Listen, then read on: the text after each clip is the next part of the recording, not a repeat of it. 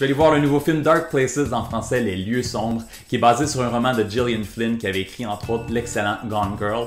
Le film est réalisé par Gilles Paquet-Brenner et met en vedette Charlize Theron, qu'on a pu voir dans un des meilleurs films de 2015, Mad Max Fury Road, sorti au début de l'été. Elle partage l'écran avec Nicholas Hoult, qui était à Montréal une partie de l'été pour tourner X-Men Apocalypse, Chloe Grace Moretz, qu'on a pu voir l'an dernier dans The Equalizer, et Christina Hendricks, qui jouait la fameuse Joan dans la série Mad Men.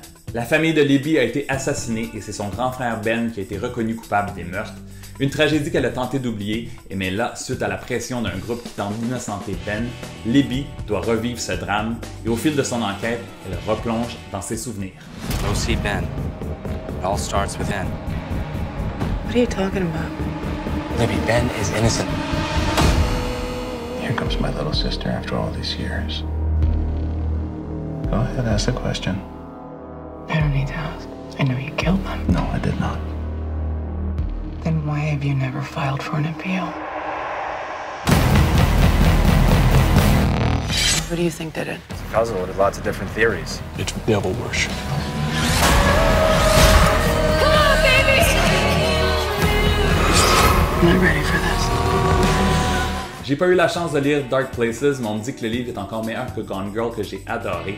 Par contre, pour le film, baissez vos attentes, ne vous attendez pas à un film du même calibre, un film aussi puissant. Dark Places est beaucoup plus lent, beaucoup plus sombre.